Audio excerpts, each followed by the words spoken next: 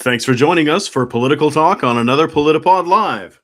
Tonight we'll cover Subpoena Colada, Iced Out, Affordability Bill, Democratic Establishment versus Progressives, It's War, and Epstein Update. I'm Tom Bickle. I'm Hannah Saltner. Excuse me. And I'm Matt Nisanoff. And we'll start off with Subpoena Colada. Subpoena Colada in part because of all the decisions that SCOTUS, the Supreme Court, has just passed, or that we're just learning of. Among them, I'm going to mention a couple of them, then open up a discussion on it. But among other things, the E. Jean Carroll decision for $5 million on the assault and the defamation afterwards. The Supreme Court said, yeah, that should go ahead. And they didn't say in the affirmative, but they said that the decision, they weren't going to say anything about it. They're going to let it go. And that means the lower court's ruling stays, and that says $5 million goes to E. Jean Carroll. Now there's another case for her because Trump continued to harass her afterwards. After the decision saying, here's $5 million because of the sexual assault, Trump made a concerted effort to be insulting and rude and demeaning and constantly bringing her up to attack her because she won money from him. And all of that helped provide the courts with a second opportunity in which they awarded $83 million. So the Supreme Court's doubled down on the $5 million, and now the 83 is in the court system and will come up with the Supreme Court. So we get to wait for another day where another decision is made against Trump that will allow E. Jean Carroll another $83 million. There's also the SCOTUS ruling that they can't fire a Fed member named Lisa Cook. Trump has been targeting her, African-American woman, and he has been trying desperately to do everything to undermine her and to cut her out. But the Supreme Court now says you can't do it, not at least based on the way you're doing it and what you're doing it for. However, you can go after other people in other positions. So it gave him something while taking something away. There's also a ruling about late arriving votes. What that means is the vote by mail, the places that do vote by mail have a rule that as long as the postmark is prior to the or includes election day, then they give it a 7 to 10 day window to let any mail that might have the correct postmark to come in, and they count that vote. Well, of course, Trump used that as a proof of his alleged allegations of fraud in elections, and so he went after that. And of course, the court said that's ridiculous. Of course, this makes sense. There's delays. There's people, military people voting from overseas. There's people who are there's a lot of reasons why people would be voting by mail, and there's a lot of reasons why you need that window to allow those who have in good faith voted and turned in their ballot before the election to have their vote counted. And the Supreme Court actually upheld that decision. And there's a handful of other decisions. So what do you guys think? What do you think of the Supreme Court? What do you think about the rulings that are...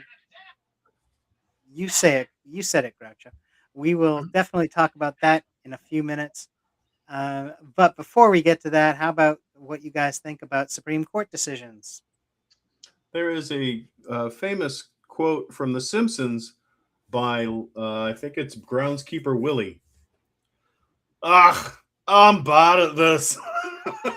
And that's Trump with the defamation trial and constantly hammering and heckling E. Jean Carroll, and he turned a misdemeanor into a felony, basically, but in civil court. He just molehill into a mountain. He mishandled it. He bungled it so hard it's exponentially worse because he had anything to do with it. Much like the presidency. Do you want our opinions on the ones you talked about or other ones as well? The floor is open, please.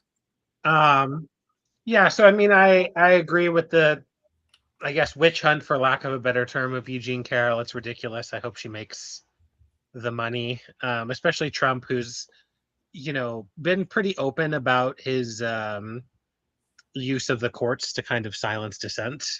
Um, and then the late arriving votes, voter suppression is always, I mean, it's awful, but it always like strikes me as like so weird because I feel like so many other countries are just like doing whatever they like. It's not an issue, like they're just trying to get more people to vote, and they have like voting parties and whatever. And here we're trying to be like, don't give people water, don't accept late votes, don't whatever. Um, as for some of the stuff that wasn't talked about, I think the one that's really sticking with me is the birthright citizenship one. Um, it stayed law, which is good, 5-4. But it should have been non-controversial. It's very plain language in the Constitution. And I read the Kavanaugh slash Thomas words about it, and it was absurd. They were like, they didn't, the people who wrote it couldn't have imagined like modern life, but like there's been, that sort of ignores the like 150 years of precedence almost since it was signed, of it just getting like reaffirmed and whatever. And then also that kind of sort of buys into the fact that like most like of these sort of immigration issues are people who like sneak in and whatever, and that's not how it works. A lot of it is expired visas. Yeah. And then the ban on trans women and girls in sports, obviously a personal bugbear of mine, but it's wild to say that it doesn't violate Title IX when it's specifically only trans women and trans girls who can't. That feels like specifically targeting one gender of people. I don't understand how they can say that it doesn't. Um, and then, of course, SCOTUS struck down campaign finance restrictions that I think were put in Nixon's era, and I just feel like that's, it's always bad news ever since Citizens United, and probably previous. And then, sort of semi-related, I did want to note that NPR mistakenly reported that Sam Alito was retiring, and I just don't know how that happens. Too much rush to get a story out before verifying it. Yeah, I assume it's just having real people doing the work. Sometimes you hear something and you go and you think you've got things laid out and you've made a mistake. And they did, but they also were upfront about it when they realized what had happened. They recognized it. They accepted the responsibility. That's something that some more politically based people will never do. But they were straight up about it. Hey, we made a mistake. But it's true. And that is of the SCOTUS decisions, though. Thank you for mentioning all the ones that I did not earlier, and especially that sort of weird thing about birthright citizenship splitting on a 5-4 vote. I agree with you. That just is it is a sign of the times that something that is in the Constitution, black and white, it's very clear, but somehow there's this allowance for, I don't know what it is, the ultra right wing ethos to, hey, it's the Department of War, oh, birthright citizenship, we should question that, and it's just that sort of nonsense that somehow works its way through. Tom, anything else about SCOTUS before, or Tom or Hannah, anything else before we move on along? I did have something quick, but Tom, if you want to go first. I just want to point out the pattern that Republicans keep solving problems that don't exist, that aren't problems, that could be safely ignored. like the immigrant caravans coming to this country, like the Haitians eating dogs and cats, like the voting fraud. It's all bullshit. It's designed to keep them doing things that further their corruption and their stranglehold on their office, and zero for the American people. And I don't know. I don't. I have it every day that it goes on. It brings down my estimation of this country and its people, that we're so stupid that we let this go on and we can't figure out how to counteract it. The end.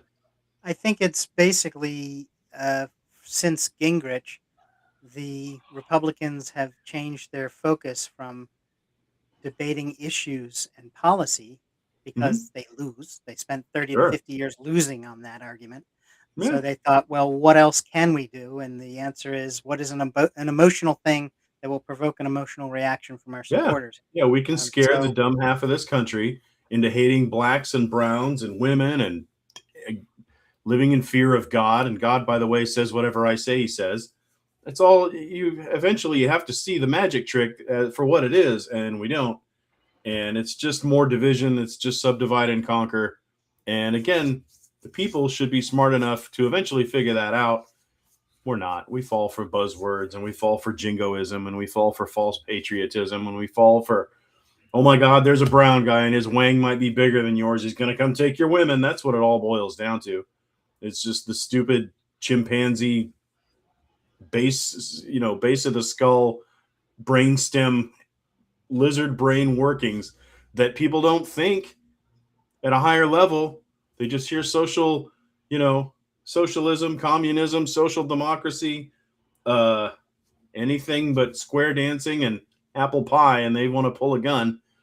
Uh, I wish we were smarter than this, but I'll believe it when I see it.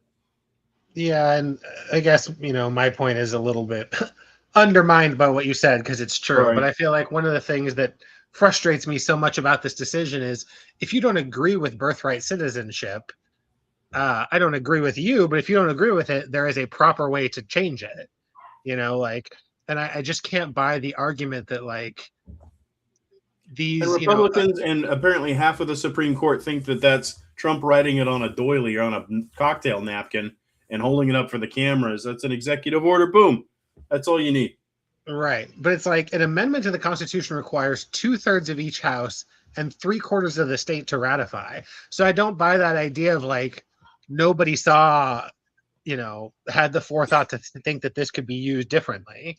And if you think that that's wrong, I mean, deal with the way they did with prohibition, just make a new amendment.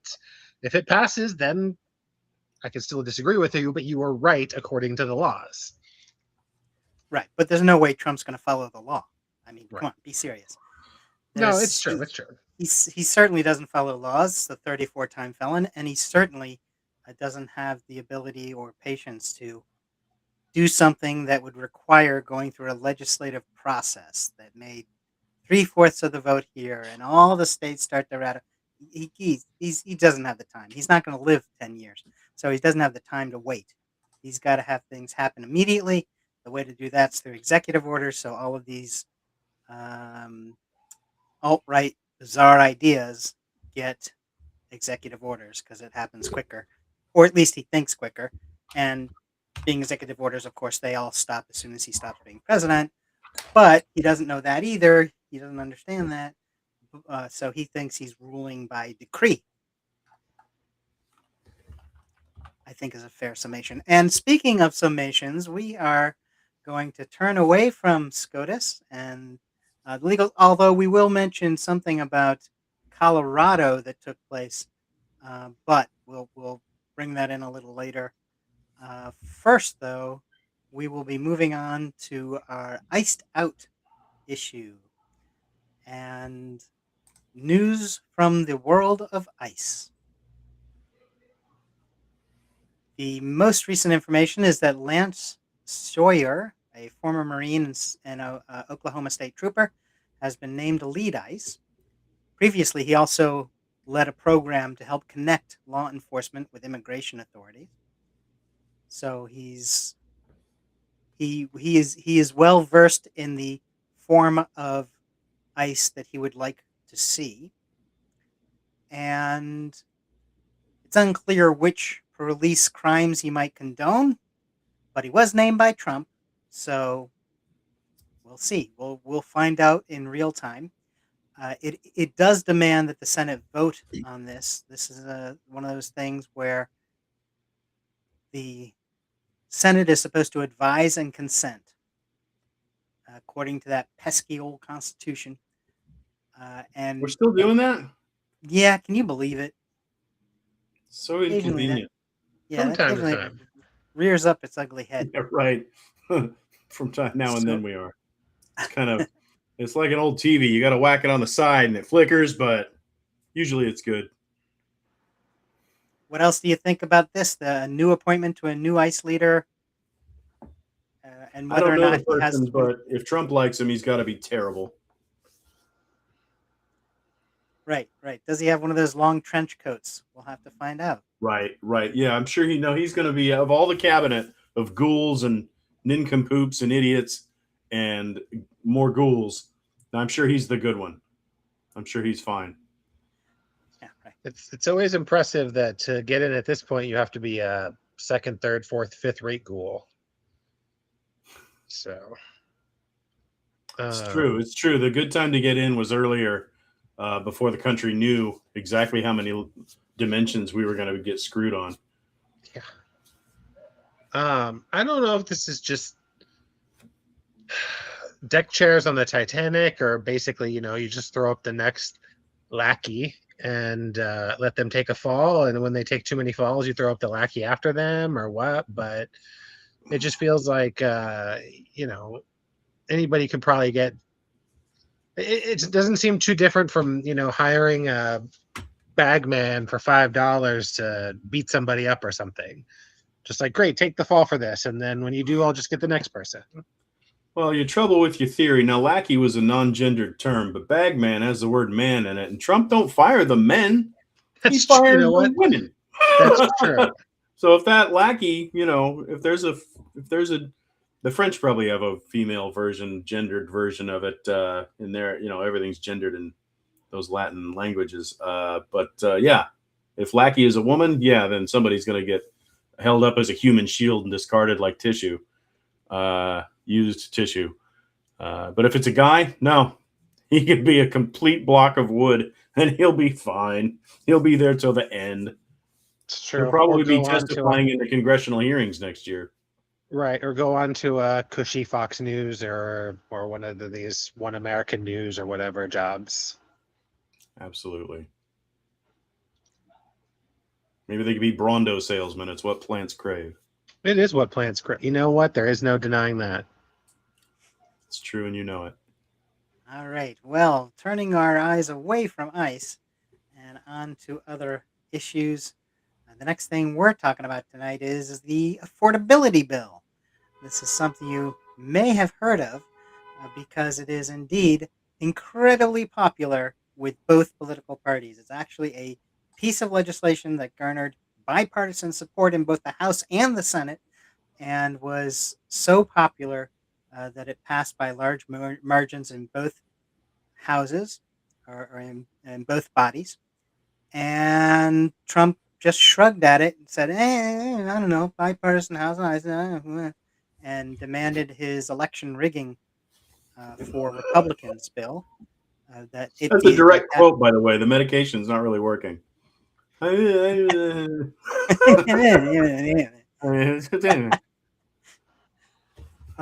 So Trump led Trump lied that he had not received the housing bill. He called it a big yawn, so unimportant, while pushing his quote unquote SAVE Act, which rigs elections for Republicans. You remember when he tried to do the same thing with the Epstein files about 7 months ago? They all showed up at some cabinet meeting or something, and press asked him about it, and he goes, "The Epstein files? Are we still talking about that? Geez, salute." And it's like the least convincing thing I've ever seen in my life, and the room just let it land with a thud. and then I think next month they passed the Epstein Transparency Act. It is, Geez, yeah. I mean, fellas, hey, can we give it a rest here? Nobody's talking about this anymore. Am I right? Huh? Huh? I mean, I hear the economy is doing amazing according to Trump. So why Oh would we yeah, need an affordability bill? Dow's over 50,000. That's right. actually, I believe last month affordability was a Democratic hoax, Oh, Yeah, right. according to the same source. But hey, here it is, wildly popular with both parties in the legislative body. Yeah, he does that with everything. He doesn't talk about issues or details. He gives everything that sort of emotional spin of either, oh, it is a good thing and therefore it is beautiful and wonderful, or it is a bad thing and it is a yawn and a unimportant and uh, why why do people even talk about it? That's his. That's his the level of his ability in order to convey that he either likes a thing or does not like a thing. yeah. I Um, really I appreciate his level of oratory has just completely flattened out to where everything is the best you've ever seen on so many levels, or the worst you've ever seen on so many levels, and he really hasn't. There's no discourse on anything. It's either the most or the biggest or the best or the least or the worst or the smallest. That's it. It doesn't mean you can just plug in different nouns and the rhetoric doesn't change. And he honestly he started doing that before the last campaign, or excuse me, during the last campaign, and he never could. He didn't know if there was, if the GDP was 3 trillion or 300 billion or 30 trillion or whatever. He's just it's a lot. I'll double it. right, Number be bigger. right, exactly. Yeah, like the his cabinet or acting cabinet member who said in front of Congress, "Hey, listen, things are you might think that what you're talking about is a bad thing, but you know the stock market is up at $50,000." Not only showing absolute misunderstanding of what the stock market is or how it works, Right. or even how it's the connotations that are in it, but trying to make that sort of is there something that you can divert the conversation to when you're talking about something that you don't like? Um, and so he's doing that same thing here. Here's the Affordability Act is wildly popular. Do we have that slide? I think there's a slide that shows the actual vote count of the Affordability Act. And so the Affordability Act talks about housing and getting people uh, using commercial spaces. Part of the law allows for the unused commercial spaces to be used to build affordable housing. And there's 3 or 4 different perks that will, with the end game being more housing. And that's definitely something that has been neglected in every state. I know I'm in New York. I know here housing has been very difficult to build. The builders will say it's too much money, but the costs are so much higher here. But they seem to be able to do it with the luxury apartments and the luxury housing. They just can't quite seem to get to it to build the affordable housing that they have previously promised as part of getting the legislation zoning changed to allow them to do the building, and they kind of just leave it out. And then people come and say, "Hey, you're not building that stuff you said you would," and they say, "Well, give me a fine fine me Hmm. per day, and that's okay because whatever you're asking me to pay per day is worth it to not build affordable housing." Right. So we'll see if any of the changes that the Mondami administration comes in having to face that problem that's been building for decades, and under both Democratic and Republican mayors, and that's not unsimilar to current mayors everywhere. They're all facing that, and there's a question of how to do it. This is a bill from the federal government that would help. So of course Trump has to try to sink it. There was a backlash from it not being signed into law. But it is fair to point out that Speaker Johnson of the House did claim that the House could override a veto, but wouldn't have to. And what he means by that is Trump is not saying he's going to veto the affordability bill. He's just saying he doesn't want to deal with it until he gets his quote unquote SAVE Act done.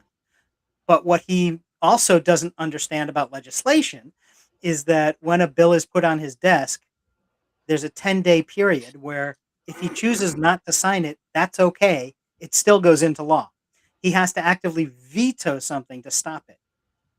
So what's happening here is, whether he knows it or not, he's going to allow it to just go into law, into effect. It will be a law within 10 days. And so I think that's what Speaker Johnson is relying on, so that he doesn't have to override a Trump veto, which I'm sure he's scared to death of even contemplating, much less actually having the, let's say, fortitude to actually do. Now, wasn't there? Mike Johnson has carried water for Trump several times in the past. He held up the swearing in of a Democrat in the last an election several months ago because they didn't want to pass the Epstein thing, as I recall. And then didn't he make a day in the House's calendar, the entire session, the entire what is it? Their whatever term. He made it a rule that a day lasts like whatever it was, like months and months, so that after a certain number of days something was to happen, and it prevented the something that was meant to happen, that was written into the rules to happen. He just said, well, a day lasts like 36 days, or I don't know, 3 months or whatever it was. And again, it forestalled something that democracy demands, that the rules demand to happen when X, Y, and Z happens, when you have a majority, when you have an election, da da da da da. And he just controverted it. And I mean, what's going to stop him from pulling that same nonsense again? Well, I mean, I do think, again, hopefully the plain language of the Constitution, but I do feel like this, I think the reason why this is so popular and has bipartisan support is it feels like it's a classic, it's the economy stupid situation. Like you can, you can do all you want if you can make something partisan or like, hey, it's a Democratic witch hunt or whatever, but it's very hard to spin that I vetoed the affordability bill. I mean, they did that with the Epstein Act, though, and that was very popular. They forestalled that for weeks and months. Yeah, but people care about money a lot more than they care about anything. Okay. Hopefully. I think that's why it's bipartisan. I mean, Right, we've gone. They've been in session or whatever. They've been in office for almost 2 years now, and they haven't passed jack shit for the people till now. I mean, if we're as cowed and sedated and feckless now as we were this entire 18-month period, why wouldn't they put it off again? They don't respect us. They don't care what we care about. Yeah, it's popular. It sounds, and they know they're going to get beat over the head with it. But I don't understand why they think it's going to be okay. Or maybe they thought I'll give you. it's going to work out. I'll chip in a little bit here. See what you think. I need some. See what you think about this.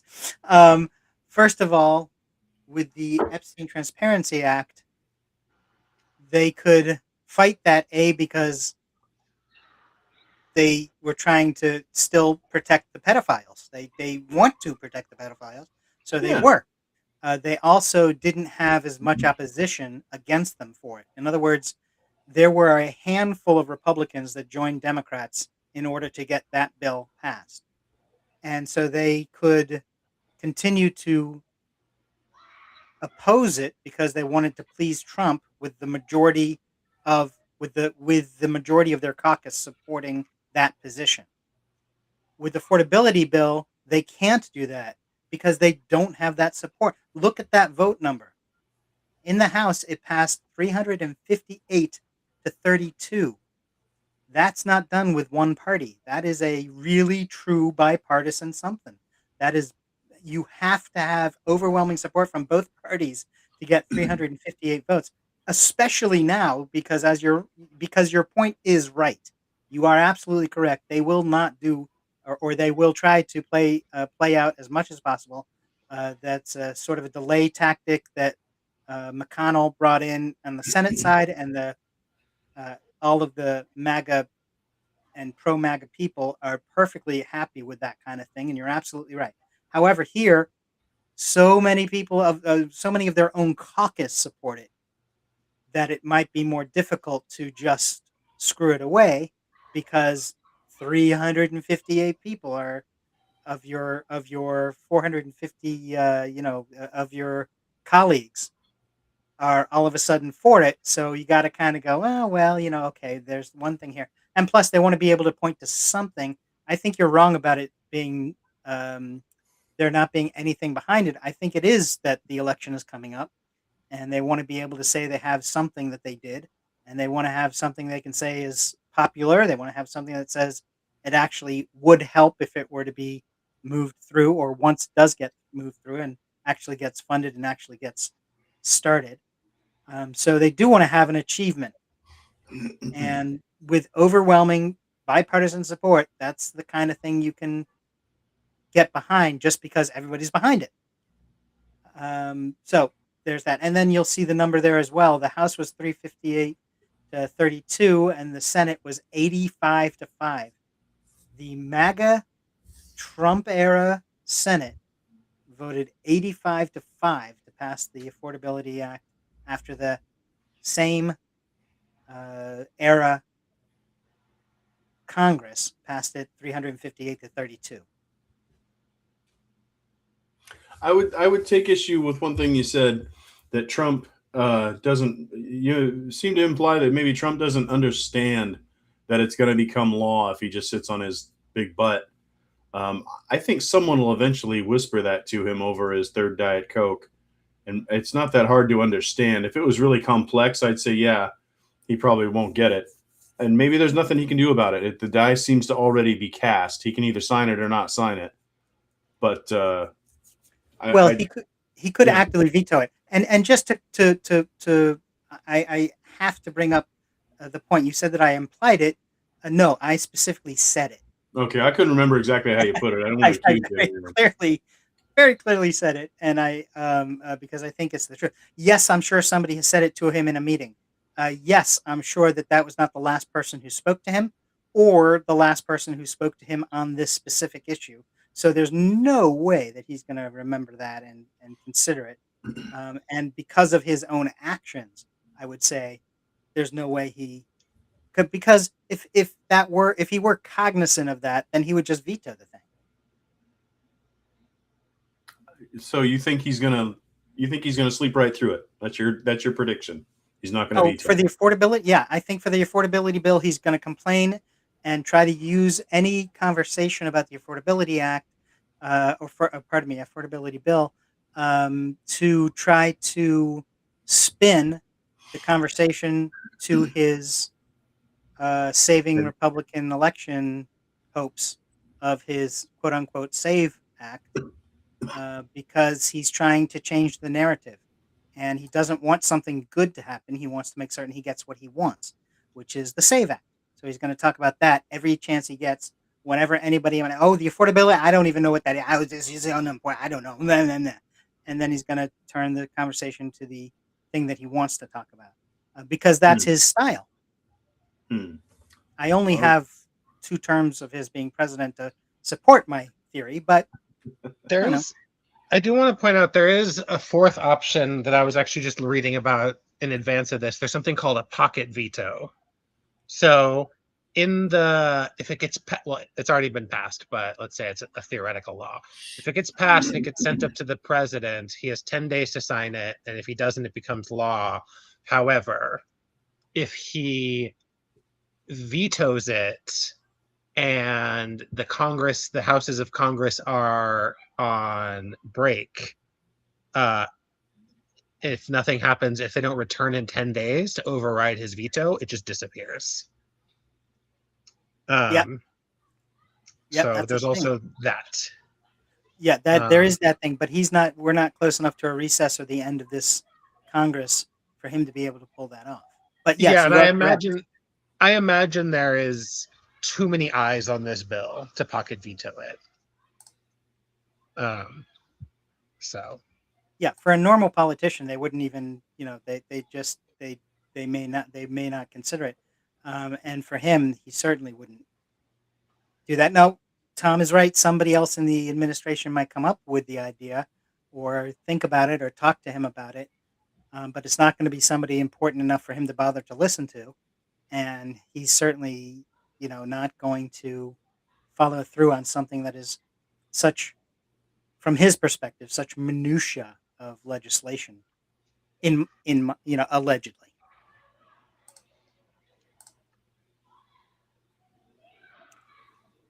With that said, I'm going to suggest that we turn our eyes. The nation turns its weary eyes to our next issue, which is Democratic establishment versus progressives. This is sort of the inside baseball of the Democratic Party. And it's very interesting to see what's happening because there's some things that are happening that have not happened before.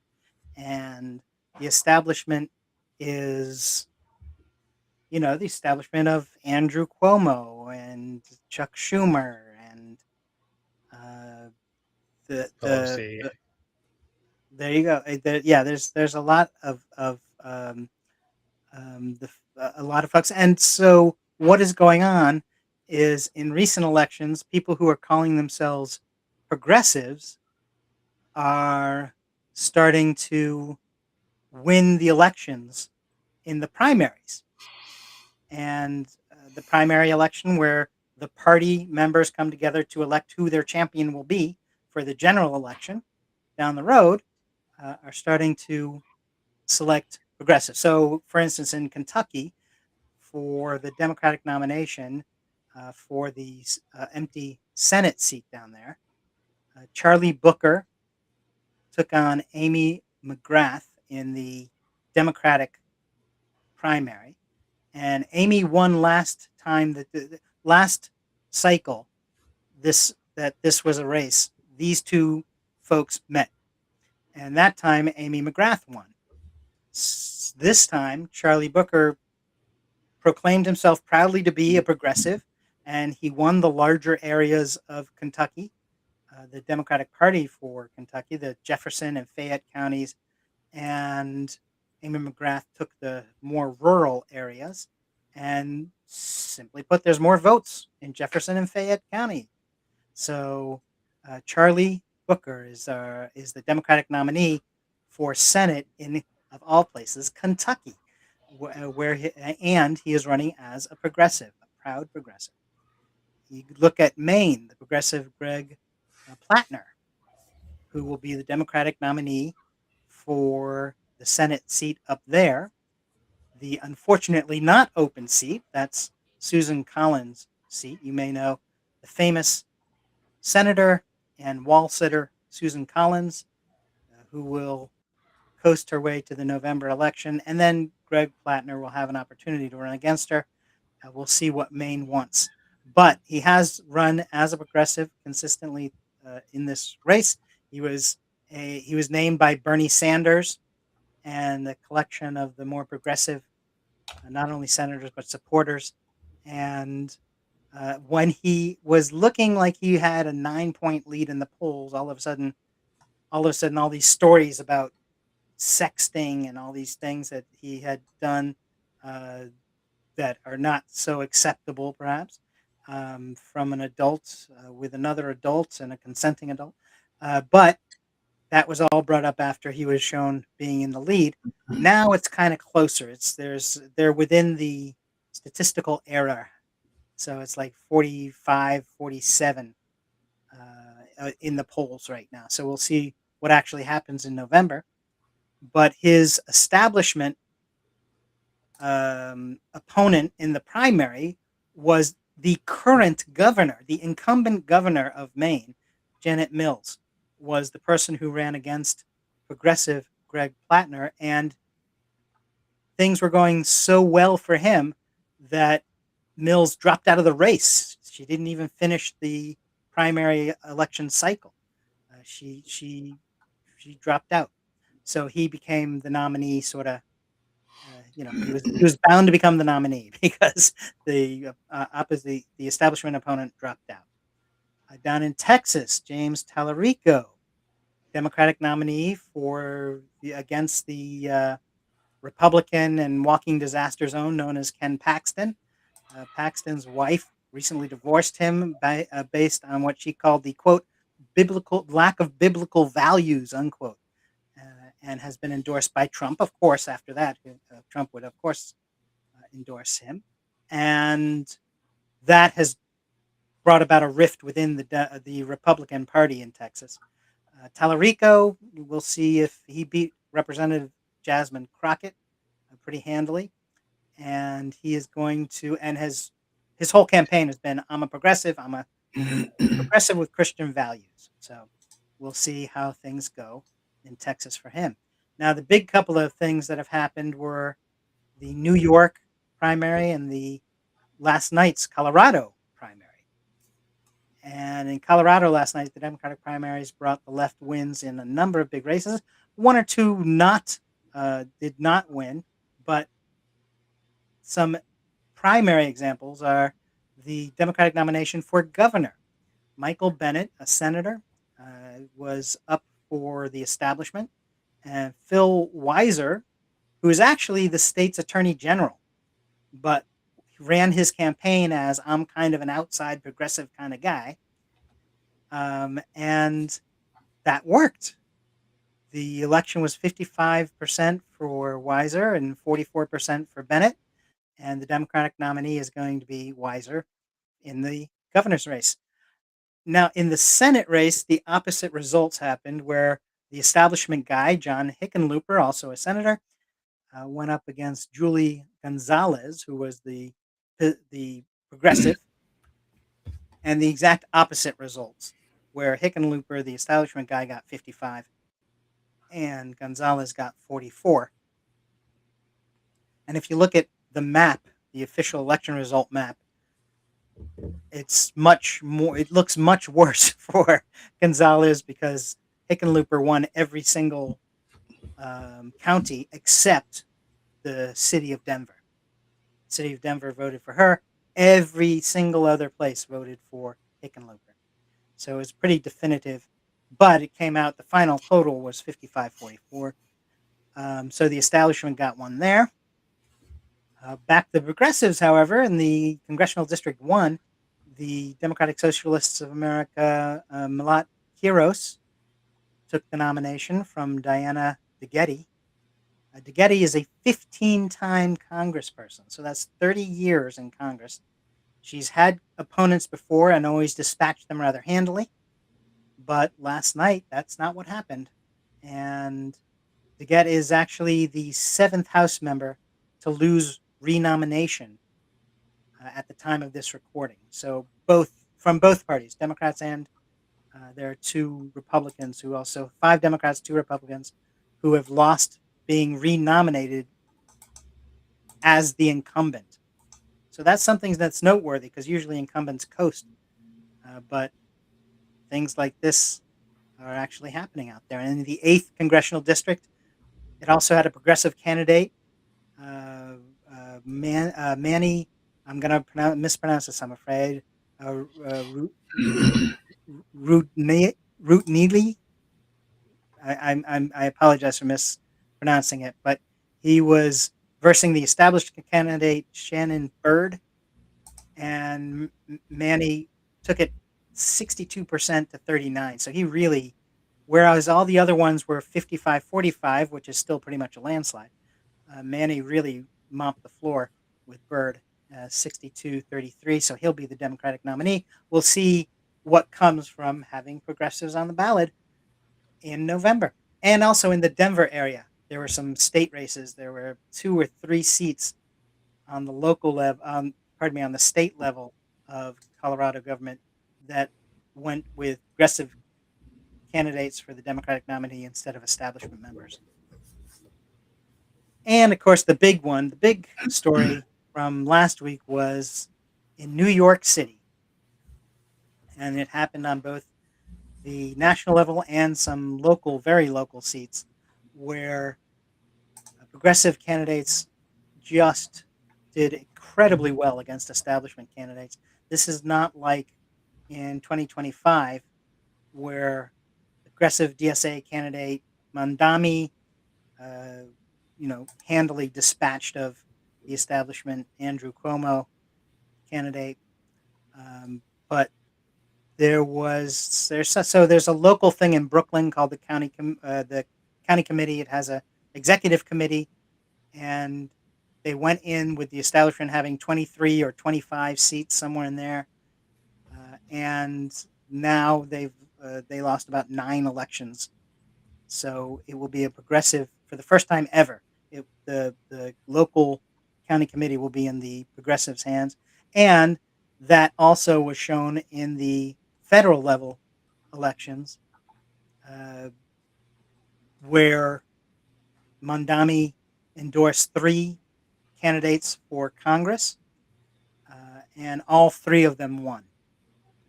So 3 out of 3 is certainly not bad.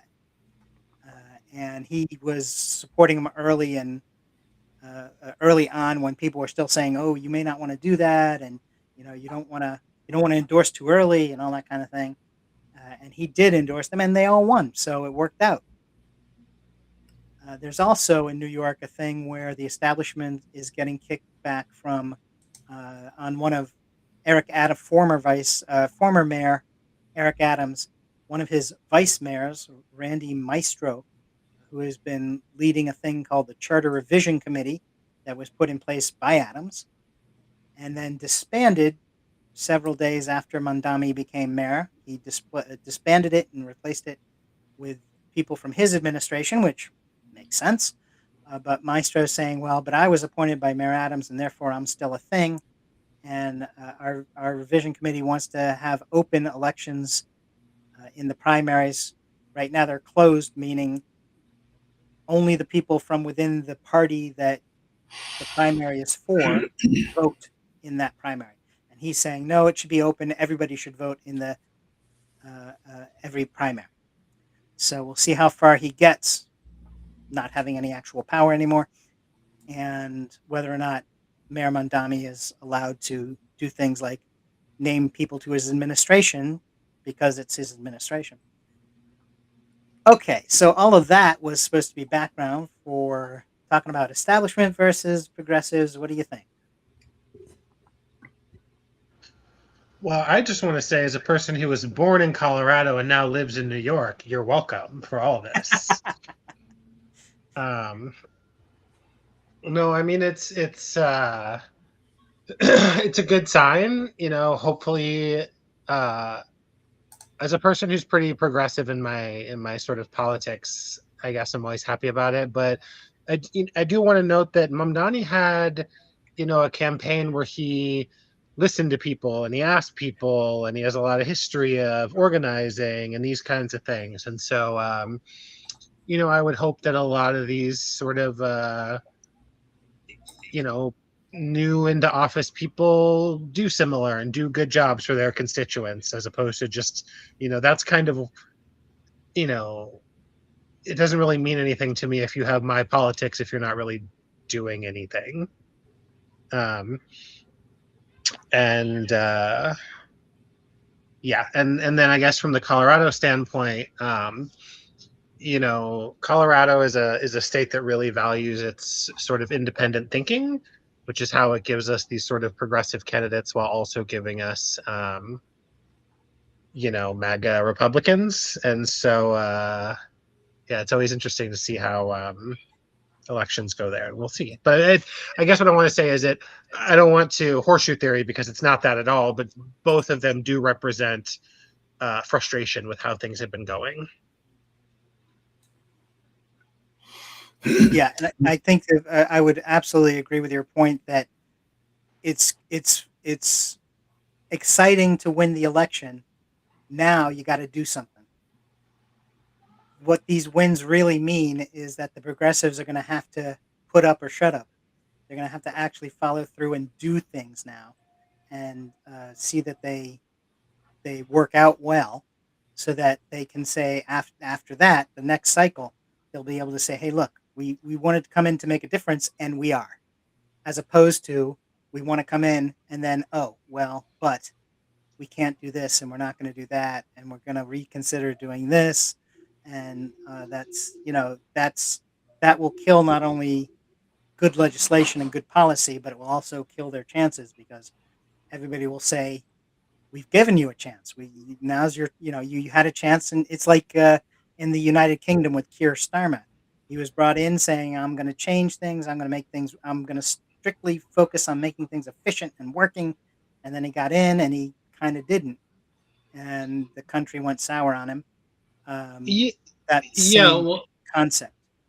and then I just want to note there was a person, not to, if you're a watcher of our show, not to single you out, but there was a person who ran, in where I live in Brooklyn, who was talking about like his interest in like UBI and like 4-day work weeks and stuff like that. And those are things I agree with, but you're just like a local council member in Brooklyn. Like you have no power to do any of that. And so what I need you to like, that's great. I agree with you, but there's nothing that you're going to be able to do to affect that. What I need you to do is like, fix potholes and, one of the big things I saw that is that like Mom Donnie like fixed a bridge, like a ramp over the Brooklyn Bridge. Like those kinds of things are small, but they're actually huge. That's what things really need to happen, and not that these other things aren't important, but like little governmental positions are also really important. Yeah, they're the most direct effect. That they're the things you see every day. Yeah. So if that happens, then you see something change, and you are, it's encouraging. Also, I would like to point out, for Colorado and for New York, these are places where the Republican Party has worked its way out of authority, and done so resoundingly that the Democratic Party is often the Democratic nominee is usually the person who's going to be in office. I mean, I don't think a Republican has been in a Colorado state level seat for what, 3, 4 cycles, 6 or 8 cycles. I mean, it's been a while, because the whole Colorado state party has gone wildly MAGA, extreme, extremely so, and so they're not winning elections in November, in general elections, because they take such extreme positions, and the voters there say, well, there's nothing for us to want to vote for here, and we'll Right. see. Yeah, so the primaries, that's another reason I think that there's a lot of news coverage of Colorado and New York, not just because they were the last two primaries, but also because those are ones where the primaries the set the marker for who's going to actually wind up being in the election. Tom, anything on that before we move on? Oh, I think the House always wins, and I think they'll. It as much as we're heartened by the rise of some progressives in primary season, I think the establishment will always have the last say until the people vote like they do in New York. I don't know how pervasive that's going to be, but you know I hope it goes well. There you go. Well, Colorado apparently heard the message, and we'll see what happens next week. Now we're going to move on along. We saw Groucho earlier for a second. Let's bring Groucho back. Let's see what he says. And it's war!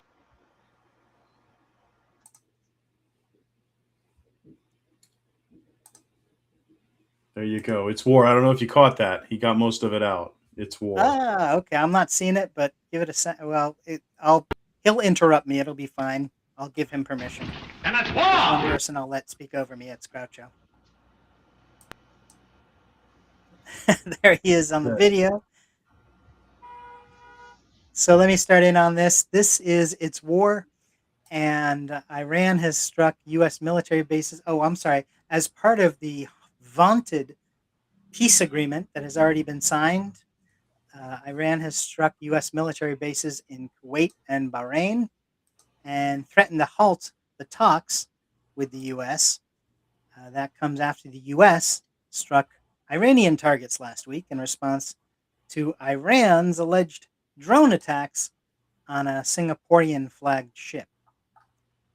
Since then, a halt on attacks and the talks for a ceasefire have been agreed to, but no word on if the White House will count this as a second war's peace achieved by the glorious leader. Trump's latest brilliant suggestion. Thank you. We've had some problems with that, and it's continuing, but we'll try to figure out how to work that in. I thought it was Groucho coming back for more. Yeah, Groucho kind of got out a syllable, but I don't think he got out a full word. It's war, God damn it. Yeah, exactly. It's war is what he's saying. Was all that I heard. But so Trump's latest brilliant suggestion for the Middle East is that Israel needs to leave Lebanon, and in their place, Syria should engage by coming in and challenging Hezbollah. Syria's war with Hezbollah were as successful and remembered by the Lebanese as most of Israel's interventions into Lebanon. Israel is said to be studying the suggestion, and Syrian leaders say, "No, thank you." they're worried about how they're going to deal with restructuring their internal issues from having a 14-year civil destruction, and they have no interest in going back into Lebanon or having anything to do with Hezbollah or Lebanon. And as we all know, Hezbollah are insurgents backed by Iran. So Syria's had their fill of Hezbollah. Even if it's the glorious leader who suggests, yeah, we'll let Syria do the work against Hezbollah, and that will make everything better. Okay.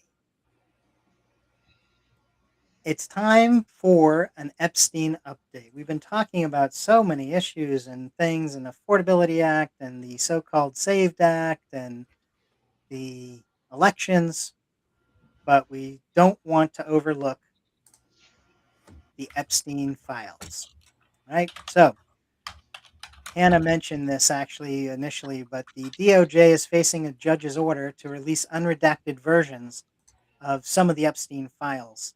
A former MSNBC legal analyst, Katie Fang, sued and won to have them released. It's only some emails, it's a dozen or so, including one where Epstein sends something in the reply about how he loves seeing the torture video. DOJ says it's wrong to bring this case. When the court was hearing this case, DOJ's argument was it's wrong to bring the case because the legal analyst could have just filled out a FOIA request, a Freedom of Information Act. And she, in turn, pointed out that there are certain restrictions when you send in a FOIA request. And so she felt the only way to handle it was by bringing it before a judge specifically, which she did, and she won. So good for her, because the release of the unredacted versions is covered in the Epstein Transparency Act and is something that was supposed to have been done already, which was the basis of her suit. The DOJ now has till July 2nd to release them, or to not release them and provide a show of cause. So to provide a statement as to why they can't do it. Gee whiz, I wonder which we'll see before July 2nd. It's alleged we'll see it by the 2nd, but they'll come up with it's very possible they could come up with some sort of delay or some reason they can't do it. Let's go, before we go on to the next one or two items in this issue, what do you guys think about the lawsuit? What do you think about releasing some unredacted Epstein files? I'm obviously for releasing anything unredacted or any more of the Epstein lists or files. It's lovely to hear that he loves the torture video. That's great that he just continues to be the worst. And I don't really know if there's any lower that he can go, in my opinion, but I guess it got a little eyebrow raise from me. But yeah, I mean, I think that it's it's humorous in a sad way to see this reprimanding and being like, well, you should have done a FOIA. It's there's no way to genuinely think that people are not interested in this information. You know, it's very cynical to think that I don't know, that people are, you know, just hadn't thought of something. Yeah, I guess that's my thought about it. Tom? You know, I read a pretty interesting write-up on this by Jay Quo. He's got a Substack, as so many do these days, but he's got a legal background, and he wrote up an article about this, about when you write FOIA requests, there apparently for privacy reasons and other things, there's lots of excuses, and there's lots of reasons they can be shot down. FOIA requests go nowhere. And so when you do a lawsuit like this, anyway, he sort of points out all the different rocky shoals that your boat can run aground on when you're trying to extract information from the government. And so he does a really good job, I thought, of explaining why this lawsuit was so hard to craft, what has happened to even Massey and the legislators who wrote the law itself couldn't get the information they wanted out of this, and she managed to do it. Jay Quo did a really good job writing up of what happens to people who have tried before, why FOIA requests don't usually produce any results, why the lawsuit had to be specific to a certain number of documents, because if you're just asking for the world, it's easy for a judge to deny it. So apparently there was some real care and skill put into this thing. And I remember a quote. They said a lot of other people would have, complained about it and threw something at the wall to see if it sticked and called a career of it. Katie Fang did the work. And at least, like you said, tomorrow it'll probably be a bunch of horseshit and excuses, but at least we got this far. So good for her. Very good. And I will also mention that there's now a website that's set up. It looks like a Gmail account. It is a faux Gmail account that is called jmail.world. And if it's allegedly Jeffrey Epstein's Gmail account. So you go into it and it looks like a setup of a common, everyday Gmail setup. And you can go in and you can see who he got emails from. There's a list on the side of all the people who sent them, so you can go just to look at a specific person's emails to him if you want. It has flight histories in there, so you can see who was on his plane and when. And there's lists of Amazon purchases related to him and his island, and those from that venture. So that's an interesting way to present the material that I think it makes it a little more accessible if you want to look around, see what's going on there. And you mentioned Thomas Massey. I'll also mention that he's going to try to force a vote this week to release names of all U.S. House members who have used tax dollars to settle sexual misconduct claims. So that's not a directly Epstein-related thing, but it is a good thing, another good thing, chalk up another good one for Thomas Massey. Here he is doing the right thing at the end of his term, as he lost and has been kicked out of his seat. He is going out by making certain that a lot of information comes out that most certainly would not have otherwise. And I believe that brings us to our own little information on Epstein that we keep, called the Epstein Count Up. And other than the 8 sets of emails mentioned above, there's another, I think it's 10 million pages of the Epstein's files that we have not seen unredacted. and have not been released. So we're continuing our Epstein count-up. Should we get merch for this? I wonder. The days since the unredacted Epstein list has not been released. Today is day 4033. Thanks for joining us for PolitiPod Live for Political Talk. You're welcome to join us every Wednesday at 6 p.m. Pacific, 9 p.m. Eastern, right here for PolitiPod Live. If you want political laughs, join us and a half dozen of our friends for our monthly political comedy podcast, PolitiPod. You'll find that at soundcloud.com/PolitiPod. I'm Tom Bickle. I'm Hannah Soldner. And I'm Matt Nisanoff saying goodbye.